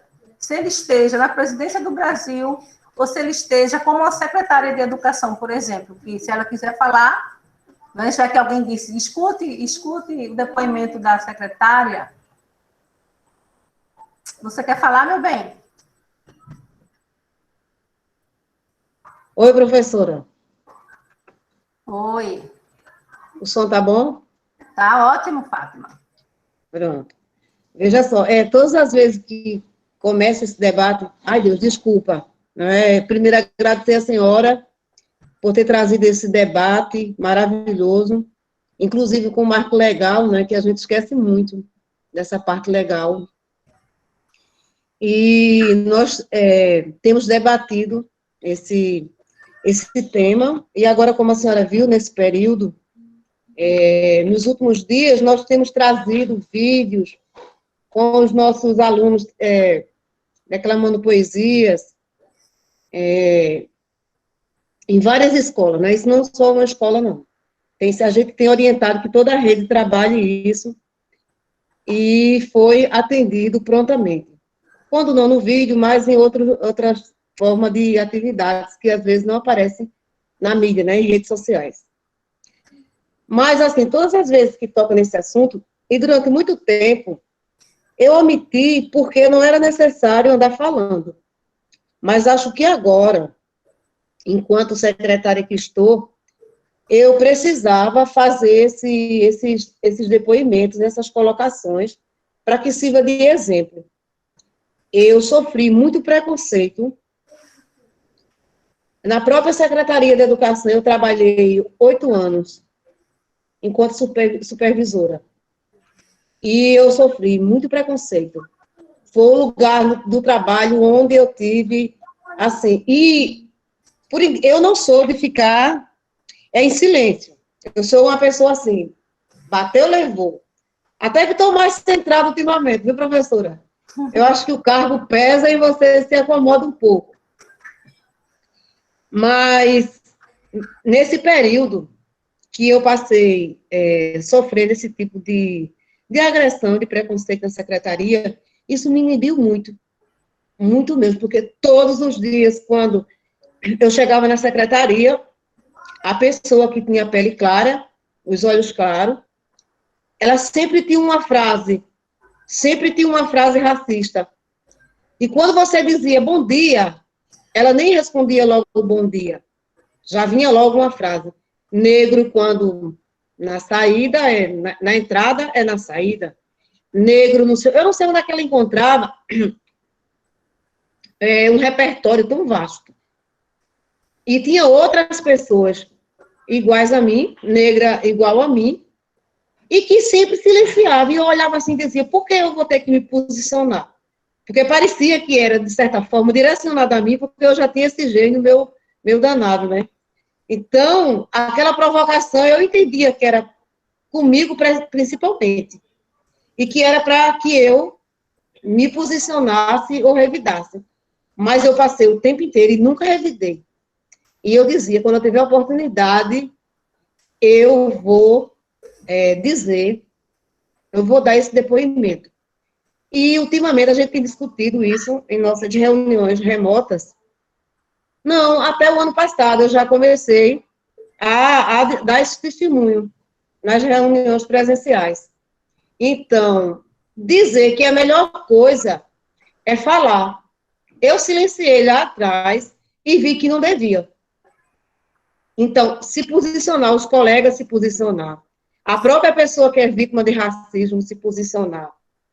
Eu acho que deve ser por aí. Inclusive, eu fui professora na Escola Municipal Santa Rita, uma das maiores em quantidade de alunos aqui, e uma colega minha, um dia muito me surpreendeu. Nós estávamos na quadra, assistindo um jogo, e aí passou uma menina, uma morena linda, uma negra linda, os cabelinhos bem enroladinhos, com uma fitinha. Ela disse, tão bonitinha, mas o cabelo... E eu olhei assim, eu fiquei parada, porque eu não acreditava que eu estava ouvindo o depoimento daqueles, de uma colega que eu imaginei, nunca que eu imaginei, nunca. Porque o racismo, você tem que ter um ouvido bastante apurado, para, nas pequenas coisas, né, às vezes você segura tanto, que ele sai de forma subliminar, né, como a gente diz, né, de forma disfarçada. Então, aquela tão bonitinha, mas o cabelo... Então, a gente perceber esse tipo de colocação e a gente usar a escola como espaço de debate. Eu digo que a escola é um espaço de debate para tudo. Para política, para religião, para futebol, para racismo. A escola é um fórum de debate, sim. Essa história aqui na escola só pode falar sobre a escola, né? A senhora já percebeu, né? Eu sou daquela turma, né? Não vou nem falar o nome, mas eu defendo que a escola não é lugar de politicagem, mas é lugar de discutir políticas públicas, sim. É lugar de discutir religião, é lugar de discutir futebol. A escola é um espaço democrático, onde todos os temas devem ser trabalhados. Agora, o que tem que ter é o respeito. O que tem que se ter é o respeito. a escuta do outro, não é? Mesmo sendo racista, escutar o outro, mas saber se posicionar, e não deixar que isso se torne algo assim, normal dentro da escola e dentro do trabalho, né? Eu sei que agora o foco é dentro da escola, mas acho que o professor tem que se posicionar e tem que ficar bastante atento para trabalhar essas questões. E eu tenho, assim, um colega que muito me ensinou, Erivaldo Matias. Ele muito me ensinou, não sei nem se ele está assistindo hoje. Então, quando ele é professor da Escola Santa Rita, ele agora está um dos gestores de lá. Para mim, ele muito me ensinou. Quando ele trabalhava, ele é um professor de história e que, quando ele trazia esse debate para dentro da escola, eu ficava encantada com a forma e com a audácia dele. Então, para você ter uma noção, no ano passado, nós trouxemos esse debate presencial e a gente sentia, assim, uma falta de que alguém trouxesse esse marco legal para completar a minha fala. E hoje a senhora veio como se fosse para fechar o ciclo. Eu quero desde já agradecer. Inclusive, professora, nós temos gestora de outros municípios, que são chamados de IDM, dirigentes municipais, de outros municípios que estão nos ouvindo nesse momento, aliás, assistindo a senhora nesse momento, que também pretende levar todo esse debate para outros municípios. E a gente vê, né, que tem chamado tanta atenção e é uma sala de debate tão importante que o público tem se mantido. Né? A gente tem tido de 200, 180, 170 com essa discussão. Muito obrigada, senhora, e foi um prazer de conhecê-la, viu? Porque eu já tinha escutado Roberta falar, eu acho que Suzineide, no dia que nós tivemos o debate presencial, também já tinha se referido à senhora aqui na secretaria, e é um prazer muito grande, uma satisfação enorme de tê-la aqui, trazendo isso aí. Mas, olha, é tanta coisa que a gente percebe, tantos depoimentos que as pessoas querem fazer, e tantos relatos, mas eu gostaria que a senhora concluísse aquela tela, porque, olha, eu estou encantada. Eu nem sei se vai dar tempo, viu? Acho que a gente vai ter que trazer um outro dia, porque o tema realmente é apaixonante e necessário. Obrigada, viu? Obrigada a todos, obrigada a senhora. Eu que agradeço, Fátima, pela oportunidade de estar conversando com os professores e as professoras. E de rever minhas ex-alunas, né? Pois sim. Na verdade, eu terminei mesmo o slide, viu, Fátima? Porque assim, o que é que eu penso? Primeiro, assim, que uma apresentação longa ela cansa, porque a gente não está presencial. Presencial já é chato, imagina, né? Quando a gente está, e eu não consigo enxergar vocês. Então, quando eu estou apresentando, eu não consigo. Aí eu acho bem chatinho, sabe? Porque é diferente você ficar olhando assim na carinha das pessoas, né? E ficar só olhando para o papel, para a tela e falando sem ver as pessoas. E aí eu terminei indo muito rápido. Na apresentação. Eu não foquei cada coisinha daquela. Né? Mas a ideia era essa mesmo, assim, da gente pensar, não é de hoje não, gente. Isso não é de hoje. Essas falas que eu trouxe para vocês do que a gente escuta são coisas desde criança. E olhe, quando vocês colocaram aqui o que vocês escutam hoje, gente, não muda nada. Por que será que não muda nada? As coisas que uma criança diz com a outra dentro da escola, as coisas que uma professora diz com a outra dentro da escola. Por que será que não muda nada? É isso que a gente pergunta assim, nas nossas pesquisas, né? Como é que está a implementação dessa lei? Que os professores ainda não percebem o que acontece aos olhos dele. Como é que pode a gente não perceber o que acontece? Porque acontece, gente, uma coisinha, um olhar diferenciado, né? Sempre acontece, sempre acontece. Mas muitas vezes a gente não está atento a isso. Primeiro, porque que a gente não acredita. Segundo, porque a gente não aprendeu a ter esse olhar atento. Segundo, porque a gente acha que isso não é o mais importante para chamar a atenção. Aí muita coisa acontece e a gente vai deixando passar. Realmente. Mas, olha, eu vou até copiar depois esses depoimentos aqui, porque é muito importante para a gente que é pesquisador, a gente dizer, olha, o que a gente escuta aqui, a gente escuta não só aqui, mas a gente escuta em todos os lugares do Brasil. Em todos os... A professora Petronila Beatriz, a mesma que eu falei, que foi autora do parecer sobre as diretrizes curriculares, ela também fez uma pesquisa com os alunos dela, e a mesma coisa, gente, a mesma coisa. E olha que foi na década de 90, né? Mas não muda, porque as coisas continuam acontecendo, e acontecendo forte. Então, por isso que a gente pede para que nós, professores, realmente possamos trabalhar a lei, porque a lei é o seguinte, a gente precisa conhecer a história. Então, para isso, a gente precisa estudar.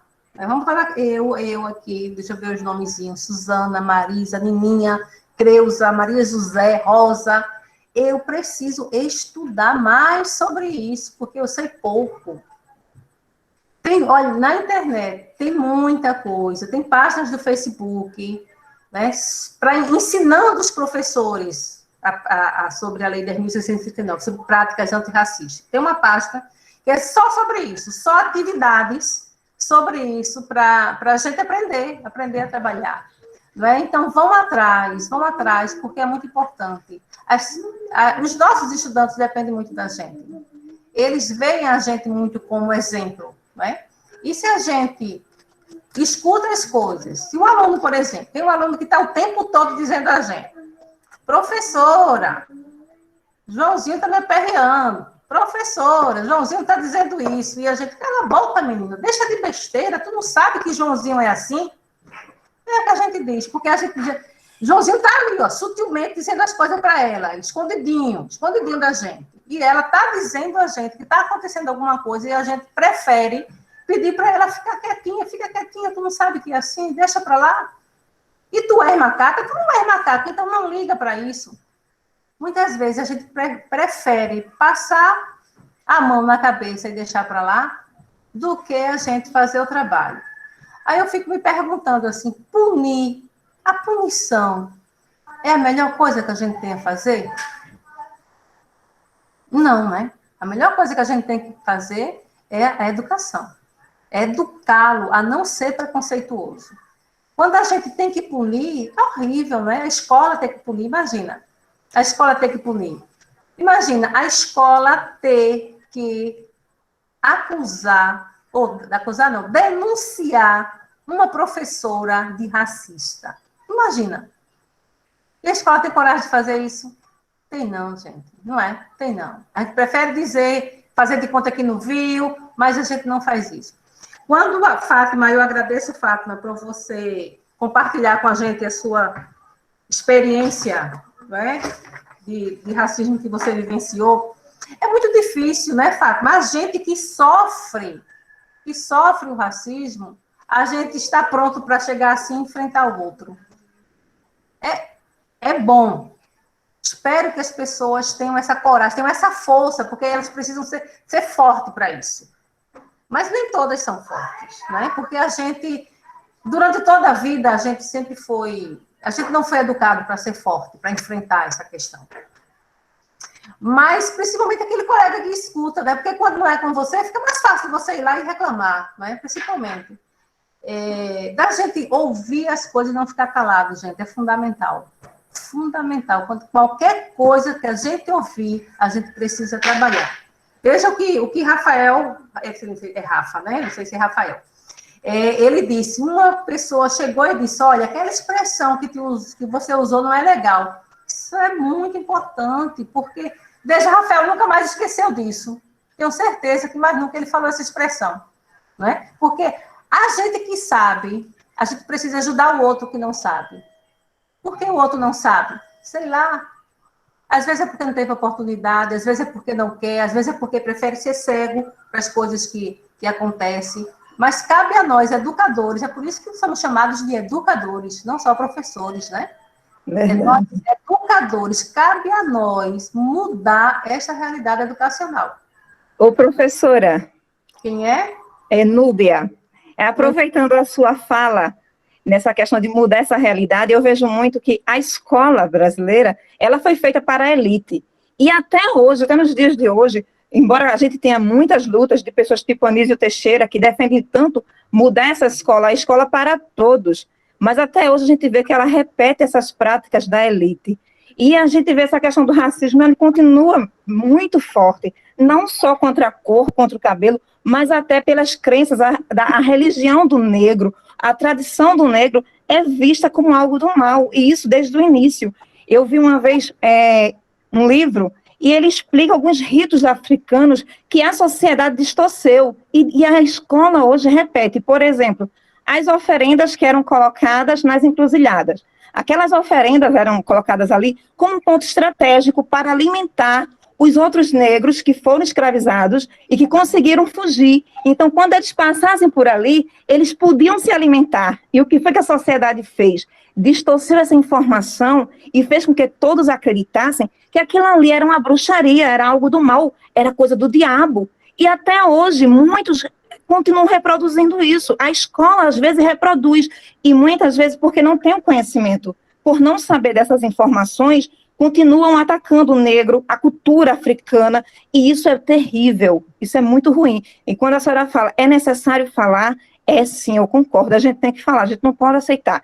E é importante que a escola esteja preparada para orientar os nossos alunos, desde criança, para que eles possam reagir. Eles têm que ter argumento, e para ter argumento a gente tem que ter conhecimento, e é preciso a gente ter professores hoje com conhecimentos. A gente não pode ter um professor que reproduz práticas da elite. Há essa grande necessidade. Então, quando a senhora falou isso, eu me recordei imediatamente disso que eu já conheço sobre essa questão desses ritos africanos, e que eu vejo constantemente muitas pessoas dentro das igrejas reproduzindo esses hábitos que acaba denegrindo e ferindo muito o negro, porque desde quando você vai botar uma oferta ali que é para alimentar o diabo não se alimenta disso, ele se alimenta com essas atitudes, quando a gente faz o negro sofrer, ser excluído como se ele fosse algo do mal. Então, assim, a sua fala ela é muito importante, e eu sinto hoje que as escolas brasileiras precisam mudar a sua prática, porque ela continua reproduzindo, viu? Isso, Núbia, muito obrigada. A teoria da afrocentricidade, ela vai dizer o seguinte, que a gente precisa afrocentrar a nossa história, a nossa cultura, a nossa realidade. E afrocentrar é conhecer que nós somos, a origem de onde nós somos, né? A concepção africana de relações, de humanidade, é diferente da concepção ocidental, né? Então, a gente precisa voltar às nossas raízes, né? Do respeito ao outro, do respeito à cultura, do respeito à ancestralidade, do respeito aos que vieram antes de nós, né? E uma outra coisa que ela diz é da gente ressignificar as palavras. Núbia, não fique com raiva, não. Mas da mesma coisa que Rafael, do que eu falei de Rafael, de uma palavra que ele falou. Por exemplo, o que é denegrir? Como foi que surgiu essa palavra denegrir? Não é? Então, a palavra denegrir vem de tornar negro. Você está denegrindo o outro. Você está tornando o outro negro. Mas qual é o problema disso? Não é? É mostrar o que não presta. Então, denegrir é como se fosse, está fazendo algo que não presta, porque está tornando negro. Então, essa é uma palavra que a gente usa muito, e eu sei que a gente usa mesmo essa palavra, mas que é uma palavra que a gente precisa também conhecer o sentido dela, né?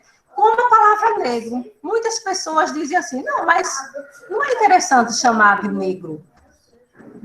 Aí vai e chama de moreno, vai e chama de bombom, vai e chama de um monte de coisa. Alguém vai dizer, alguns pesquisadores vão dizer o seguinte, negro foi o termo que nos deram. Começaram a chamar a gente de negro. Mas nós não somos negros, nós somos afro-brasileiros. Aí o outro vem e diz assim, não, nós não somos afro-brasileiros, nós somos afrodescendentes. porque aí alguém vem e diz assim, não, mas todos são afrodescendentes, porque todos não, a origem da humanidade vem da África, então todos, brancos, índios, todos são afrodescendentes. Então, cada pesquisador, ele vai e diz alguma coisa sobre termos, né? Sobre história, sobre cultura, sobre tudo. A gente é que vai estudando e vai se familiarizando mais com uma teoria do que com a outra, né? Tem alguém que vai dizer, não, eu vou continuar chamando as pessoas de cor escura de negros, porque é dessa forma que eles são reconhecidos na sociedade. Conhecidos de forma preconceituosa, então, a gente vai ressignificar esse termo. Então, sou negro, sim. Teve na década de 80, foi quando começamos a usar botos, a usar, né, bandeiras, dizendo, sou negro, sou negra, sou preto, sou preta. Por quê? Para dizer, olha, não tem, é isso que eu sou, vamos assumir. Tem algumas pessoas que, quando vai chamar a outra, dizem assim, não, aquela moreninha, né? Não, aquela, né, de cor escura, com receio de dizer, não, aquela negra. É porque, muitas vezes, depende de como a gente fala. É negra? Sim, ela pode ser, é negra, ela pode ser chamada assim, de ser negra. Mas a gente precisa saber que entonação a gente está dando a essa fala, não é? E a gente precisa saber ouvir também. Quando o outro está me chamando de negro, está me chamando para me valorizar ou para me botar para baixo. Né? Então, essas coisas a gente precisa estar de olho. Mostrar que, realmente, a gente pode, sim, né, se valorizar enquanto negro, enquanto negra. O outro pode dizer, ela é a negra, que negra bonita, que negro bonito. Né? Pode, sim, chamar, porque isso é bom também de ouvir, né? E saber exatamente a hora de colocar as coisas. Porque, às vezes, quando a gente escuta... Eu escutava muito uma pessoa chamar um outro que chamava de branquinho. Ei, branquinho, vem cá. Ele era preto. Quer dizer, já... Por que não chamar de preto, chamar de branquinho? Então, depende muito, sabe? Então, assim, quando as pessoas se remetem a gente de alguma forma, a gente deve, sim, né, ter uma conversa com ela, dizer, por que está me chamando assim? Pode me chamar de Cessa. Porque não tem problema não, pode me chamar de negra, depende de quem está falando, depende do jeito que está falando. Né? Para os nossos estudantes, a gente precisa dizer, olha, ninguém fica chamando o outro de branco. Por que fica chamando? É aquele negro, professora. Por quê? Dificilmente a gente escuta, é aquele branco, professora. Não. Então, são essas coisas que a gente, enquanto professor, a gente tem que começar a desconstruir. Quem sabe um dia a gente consegue não mais dizer que o racismo é estrutural, que foi, e que agora não é mais, que agora ele tem sido combatido, né, dentro das escolas, principalmente, porque a escola, como diz Paulo Freire, não é a educação que vai mudar o mundo, não é. Mas, dificilmente, sem ela, a gente consegue, não é verdade? A educação ela é muito importante para a gente. Então, o recado que eu quero deixar para vocês é que nós aqui, nós 156 comigo, pessoas aqui presentes, a gente tem muita responsabilidade nas nossas mãos, né? Por exemplo, para mim é muito gratificante escutar a Suzineide, escutar a Alda, escutar a Roberta, né? Lembrar de nós, né? enquanto professoras dela. É muito gratificante. Então, que a gente, encontre os nossos estudantes, nossos futuros ídolos, futuros presidentes, futuros secretários, futuros prefeitos, pessoas felizes, né? Que a gente possa encontrar e possa dizer, oi, professora, lembro de quando a senhora fez aquilo lá com a gente, lembro de quando a senhora disse aquilo com a gente. Não é? Cabe a nós aqui ser lembrado no futuro, né? Agora, que sejam as pessoas felizes, né? Que a gente consiga, que a gente possa ajudar nossos munícipes, vocês aí que trabalham nos municípios, serem felizes. Isso é o mais importante. Seja branco, seja negro, seja índio, seja o que for, seja mulher, seja homem. ser feliz. É fundamental, não é? E sabendo quem é. Muito importante isso. A gente já tem 17 Acho que foi um dos momentos. Eu acho que essa foi uma das palestras mais bonitas que a gente já teve por aqui. Ela foi muito enriquecedora, professora. Obrigada. E foi um debate muito bom, acho que foi um debate muito cheio de construção. Professora, Eu quero agradecer ao Romero. parabéns aos professores. Viu, Romero? Oi? Eu quero agradecer a você pelas provocações. Não, eu que agradeço. Foi ótimo o debate, a participação dos professores. Né? Eu com certeza saí mais enriquecido. Certo? Show de bola. Parabéns a todos. Ok, minha gente. Eu que agradeço, viu? Muito bom estar aqui. Bom, eu acho que a gente só tem a agradecer. Oi. Fala. Tu jogou bem muito mais que 3 que eu sei. Marcelo, é? Então você vai 4. Essa não tá valendo. Oi, bem. Parabenizar a Secretaria de Glória, que acredito que menos de um mês está tocando novamente no assunto. Eu sou residente do Programa de Educação nas Relações Étnico-Raciais, da REDEC, e há pouco menos de um mês a gente estava falando com professores de História e alguns gestores e professores da minha escola Santa Rita sobre o tema, e em menos de um mês a gente tocando novamente no assunto, né? Então, isso mostra uma preocupação, né, da Secretaria, da gestão, e uma busca pela continuidade do assunto, não só no momento pontual, né, mas a gente está tendo uma continuidade no conteúdo, né, não como uma forma modista, mas que a gente possa estar construindo e crescendo epistemologicamente, né, para a nossa volta. É importante a gente estar bem afiadinho nesse assunto quando a gente voltar, né, pois o que está acontecendo na sociedade, não da agora, né, que já acontece né, mas agora está bem latente. Muito obrigado, viu, professora César? Eu que agradeço, Marcelo. Foi um momento muito cheio de discussões, cheio de conhecimento. Acho que todos nós aqui aprendemos muito hoje.